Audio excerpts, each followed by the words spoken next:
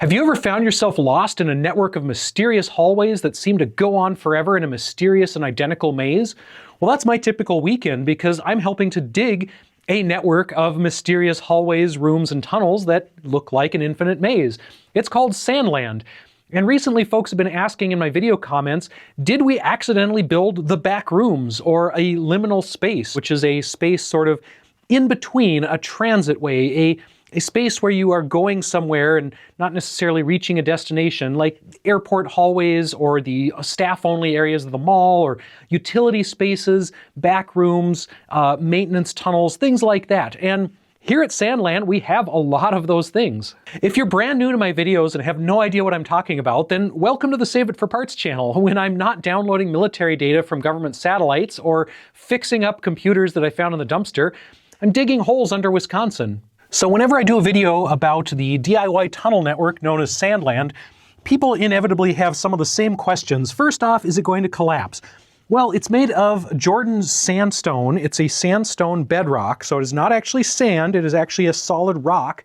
And this is a fossil sea bottom sand from the Cretaceous period that is basically solidified through pressure and chemical action. So it takes a lot of effort to crack this out. You can't just scoop this out like sand with a shovel. This is actually a stone. This is actually a bedrock. People have been digging into the sandstone or sand rock in this part of the world for centuries now, and there are a ton of existing mines and caves and brewery cellars that are all still pretty stable, so we think we know what we're doing if we copy the same design of those. The second most common question is, why are we digging this? What mineral are we finding? What valuable thing are we digging for in this tunnel? And the answer is nothing. We just want the empty space.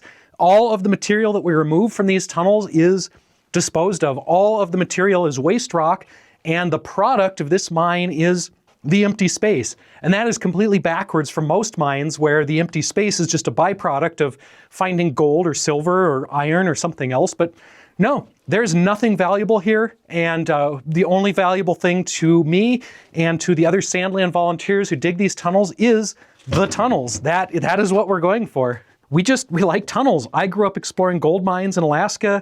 A lot of other folks have explored abandoned caves and mines in the Midwest and other parts of the world. And we just wanted to make our own crazy, confusing tunnel maze that's brought together some of the best parts of some of those tunnels and caves and mines that we've found around the world. The designer, the owner of Sandland, really wanted to make it as confusing as possible. So a lot of the tunnels are confusing mazes, loops. They are intentionally identical. They are intentionally confusing, where you have multiple routes to go all different directions. So you can go up, you can go down, you can go around the side. You can get really super lost in here. I have literally gotten lost in here, and I've helped dig the place. So it is very confusing. It is designed to be confusing. It is designed to have directions everywhere. Like I said, down, up, over to the side. We can go that way. We can go this way. Yeah, it is actually super easy to get turned around in here. It is super easy to get lost. And coming back to the idea of a liminal space, or the back rooms. The back rooms, if you're not familiar, are kind of this internet meme from a few years ago of kind of the off-limits parts of the universe, the employees-only spaces of the world, or maybe parallel worlds. Maybe it's an alternate dimension. So they're sort of these spaces that you might accidentally stumble across if you take the wrong door, you turn the wrong corner, and suddenly you are in the employee-only parts of the world of the universe. And you might be wandering around in there forever in these infinite series of kind of 1970s ugly, off-color, fluorescent-lit hallways that are reminders of the back rooms of your local mall. And maybe you'll find like strange holes into other spaces. Maybe you'll find slides, or you'll find pools, or you'll find just strange things. And maybe there's something lurking in there. I believe there's a movie coming out recently that has that premise of falling out of reality into the back rooms of the universe. And maybe not everything in there is friendly, but yeah, sometimes you have just mysterious holes to some other alternate reality. Who knows what's in there? Who knows how to get there? How do you escape? Well, Sandland is a little bit like that. You can definitely feel lost in here. You can definitely feel like you've been in here forever, going in circles. And that's kind of the intent of Sandland. Before the Backrooms were a thing, before the internet meme got popular, this was an idea in the founder's mind of making a mysterious maze of tunnels that go in every direction, that have mysterious creatures in them, that might get you lost if you're not careful. And it's all in fun. It's not supposed to trap anyone. It's not supposed to endanger anyone. You're just supposed to have fun exploring and wandering around and maybe discovering something new. And it's really, the main part of the tunnels here, really, they're just tunnels. There is no real goal. There is no destination. There is no prize for navigating the tunnels, at least in the original conception of the Sandland tunnels. They were just tunnels. You go around them, you find out where they go, you explore, you figure out, well, what's over there, what's up here, and maybe you get lost along the way, and you just have fun. It's like a corn maze. If you're from the Midwest, you may have gone through a corn maze, or maybe you've gone through a playland at your local fast food joint. In fact, we actually have a playland from a fast food joint that we picked up from an abandoned Burger King during COVID. We're still working on trying to put that back together, but that really ties into the idea of Sandland altogether, of this mysterious network of tubes and mazes and crawls and junctions and networks, and it's just a crazy place to go through. Or you might take a wrong turn and you find yourself transported to Paris, to the catacombs. Maybe you take another wrong turn and suddenly you're in, I guess, a mineral collection of strange rocks and bowling trophies, because why not? That makes perfect sense, right? If you've ever been to the House on the Rock in Wisconsin, you might get kind of a feel for some of this. That is a crazy cool attraction, although they have a lot more interesting antiques and pseudo-antiques than we do. We don't have as many crazy artifacts in here. We mostly just have the weird, confusing tunnels. Maybe you take another wrong turn and you find yourself somewhere in Minneapolis where you better stay quiet. And I haven't even gone in the real tunnel maze. Like down in here, this is a crawl maze. This is the original old part of Sandland. I don't really go in there just because my knees hurt. So that is, again, specifically designed to be crazy and confusing. Maybe you think you found an exit, but is it really an exit, or does it just go into more mysterious tunnels?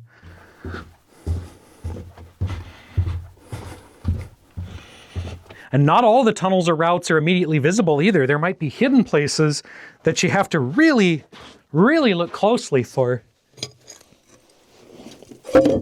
So I've said that the entire point of Sandland is to be the sort of liminal space, the routes, the in-between space, the tunnels, the maze. And that was the original point, but I've started building a destination within the tunnels called the Sandbar. If you've watched my channel before, you've seen the Sandbar. It is, it's a destination within the tunnels. It is a goal. It is a place to go. So you're not just always traveling through the tunnels. Eventually, hopefully, you're finding the bar. You're stopping for a rest. You can crack open a beer, and maybe there'll be a party or something in here. Just like the rest of Sandland, the bar is never really done. Sandland just celebrated its 15-year anniversary, and the bar here has been around for 5 or 6 years in various forms. We keep expanding it out. It started as just a tiny little room. Now it has booths, it has a train network, it has the secret basement, it has a closet, and we are always pushing it deeper and larger. So in just about every video, I make the bar a little bit bigger and a little bit more interesting. So this was kind of a Sandland frequently asked questions video, and aside from the usual questions like, will it collapse and why are you digging? And then the newer questions like, did we build the back rooms? There are some other ones that people commonly ask, like, how do we visit Sandland? Is it a tourist attraction? It's really not a public tourist attraction. It's a volunteer effort. The people who are involved here are helping to dig the tunnels. Everybody has to sign a liability waiver. If you are interested in helping out, if you want to dig crazy, confusing tunnel mazes and you live in western Wisconsin or eastern Minnesota, then I will put some contact information down in the description if you want to contact the owner. I am not the owner of Sandland. That is another question that people ask is, do I own the place? And they ask, can they come see it? Well, no, I'm not the owner. I just work here or volunteer here, but I can put you in touch with the owner if you want to volunteer, if you want to dig some tunnels. People have asked if we are preppers because we have some like fallout shelter signs around and whatnot. And then a related question is, what about radon? So yes, there is some radon in here, and if we lived in here, it would probably be worse than living outside. So in the event of a nuclear apocalypse, we would probably get more radiation in the tunnels than outside because there is some radon. We've checked it out. It is below the threshold for occupational safety, but it's above the level for your home. So if we slept in here, yeah, you wouldn't want to do that. So I'd like to sleep in here overnight sometime, but we might have to get a little more ventilation than we already have. Related question, people have asked about the ventilation. So we currently have 3 entrances to the outside world, all at different elevations, and the air actually moves through here naturally pretty well, but we do also have some forced air ventilation and air pipe running in through one of the entrances, so that brings air in here. Folks have also asked about mining trains. Why don't we have a little rail system? Well, we kind of do.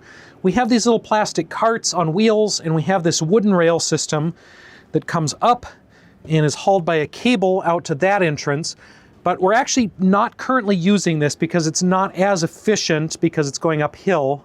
Currently, we're hauling most of the sand out in these wagons out of a level entrance or at it. And yeah, that's a little bit faster than using the train system.